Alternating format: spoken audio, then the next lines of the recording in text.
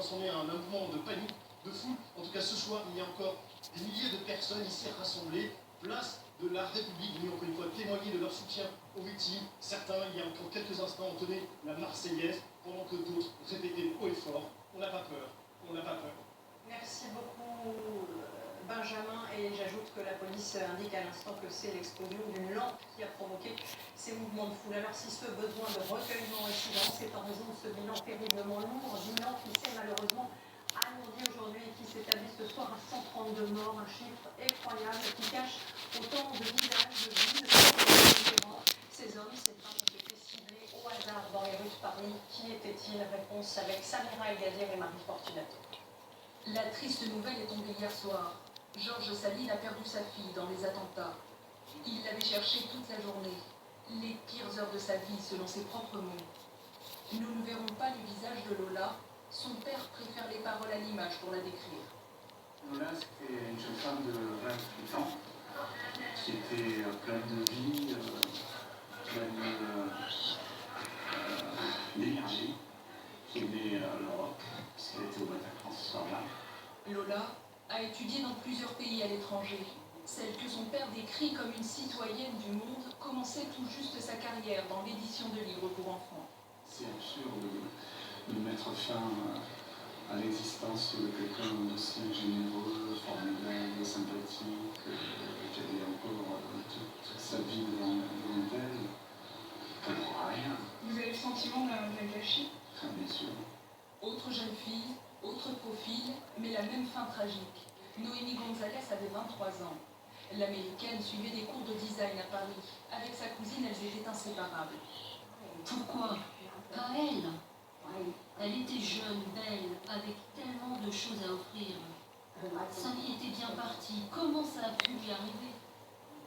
Des histoires comme celle-là, il y en a 132. Car derrière les mots victimes des attentats, des vies brutalement brisées pourraient être racontées. Celle d'un couple, d'un fils, d'un père de famille. Guillaume de Cherf avait 2 filles. Ce journaliste de 43 ans passionné ne ratait aucun concert de rock. Contre l'absurde, la brutalité, Georges tentera de ne retenir que la joie de vivre de sa fille. Et avec elle, les sourires des 131 autres victimes.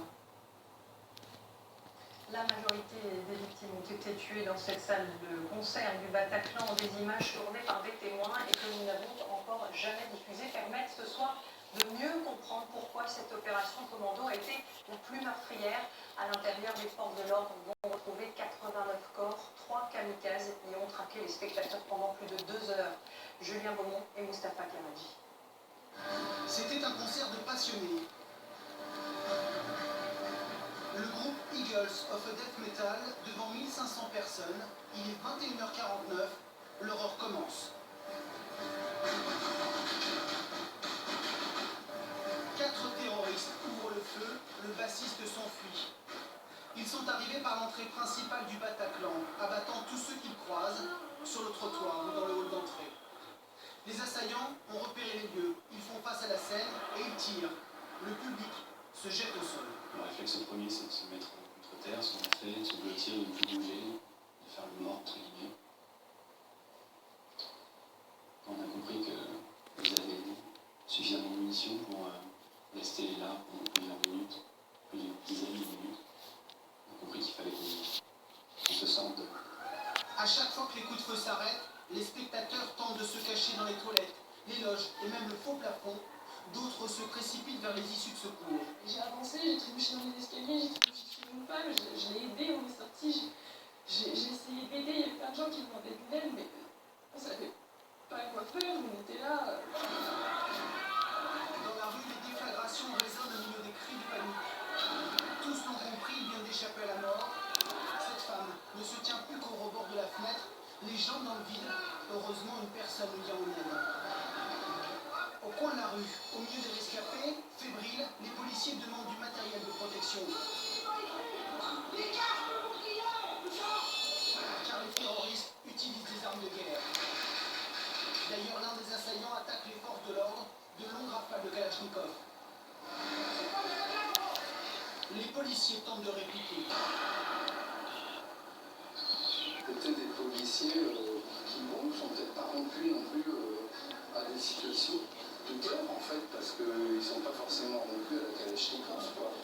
Dans ces conditions, seuls le RAID et la BRI peuvent intervenir. Ils sont équipés et entraînés pour ces opérations extrêmement dangereuses. Dès qu'ils entrent, on entend leur tir de précision. Un des assaillants s'est déjà donné la mort, les trois autres répliquent.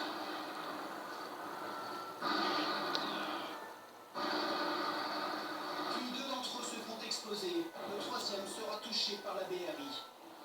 Il est minuit 30, les troupes d'élite peuvent libérer les otages. Sur les 80 hommes engagés, un seul blessé, au doigt.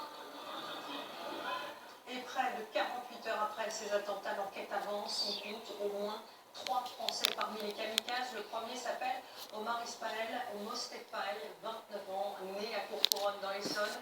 Il se serait radicalisé à Chartres et avait fait l'objet d'une fiche S. Plusieurs personnes ont aussi été placées en garde à vue et un mandat d'arrêt a été lancé contre un complice en fuite. Thibaut Malandrin, Jean-Pierre Ferret et Antoine de Priscille. Ils sont 4, au moins 4 Français identifiés parmi les terroristes auteurs des attaques de vendredi soir. Le premier s'appelle Omar Ismaël Mostefaï, 29 ans. Des perquisitions ont été menées au domicile de ses proches, ici dans l'Aube, chez son père, et 7 membres de sa famille ont été placés en garde à vue. Mostefaï est l'un des 4 kamikazes du Bataclan et a été identifié grâce à ses empreintes digitales. Il a notamment vécu dans cette maison de Chartres jusqu'en 2012. Cet ami se souvient d'un homme, alors religieux, mais certainement pas radicalisé. C'était pas un mec qui nous disait, venez en Syrie, il faut tuer les gens. Jamais de la vie n'a parlé de ça. Il n'avait pas de discours par rapport à ça. Le seul discours qu'il avait, c'était la prière. Faites des 5 piliers de l'islam. Faites le ramadan. Pensez au prophète. C'est juste ça. Jamais il y avait un coup de Syrie ou pareil comme ça. Omar Ismaël Mostefaï fréquentait cette mosquée de Lucé, près de Chartres. Il a été condamné à plusieurs reprises pour des délits de droit commun, mais jamais incarcéré. Il faisait l'objet d'une fiche S et aurait séjourné en Syrie en 2014. Le parquet de Paris a par ailleurs confirmé l'identification de 2 autres Français aujourd'hui. 2 frères installés en Belgique. Le premier, Brahim Abdelsam, 31 ans, et le kamikaze qui s'est fait exploser au bar Le Comptoir Voltaire, blessant grièvement une personne. Le deuxième, Salah Abdelsam, 26 ans, est le 8e terroriste, celui qui a réussi à s'enfuir.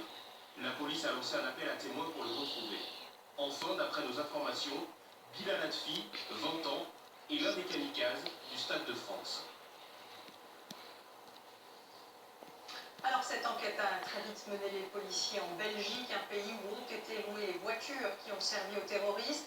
2 des kamikazes français y auraient également vécu, notamment dans le quartier de Molenbeek à Bruxelles, un quartier connu pour sa filière djihadiste. Reportage Sébastien Ambert, Soufiane Yassine et Louis Milano-Dupont. Il est 16h30 hier après-midi dans le quartier de Molenbeek à Bruxelles. Les policiers belges, puissamment armés, interpellent un homme, ils le menottent et lui bandent les yeux. L'homme a été interpellé après une course-poursuite. Il venait de s'enfuir en courant d'une voiture stoppée par les policiers dans une rue voisine. Il s'agit de cette Golf, emmenée dans la soirée par les enquêteurs.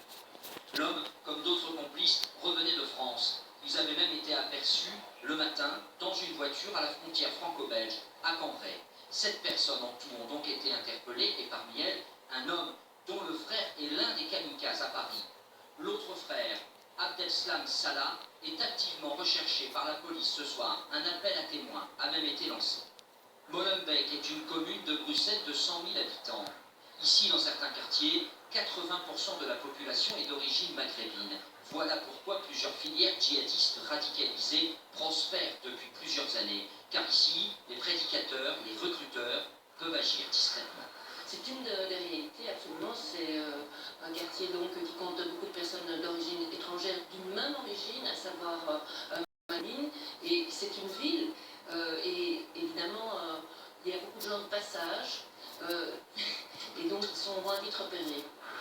Le ministre de l'Intérieur, ce matin, a déclaré, je cite, qu'il allait s'occuper personnellement de ce quartier. Le ton est donné, car depuis plusieurs années, Molenbeek a la réputation fondée de fabriquer des terroristes.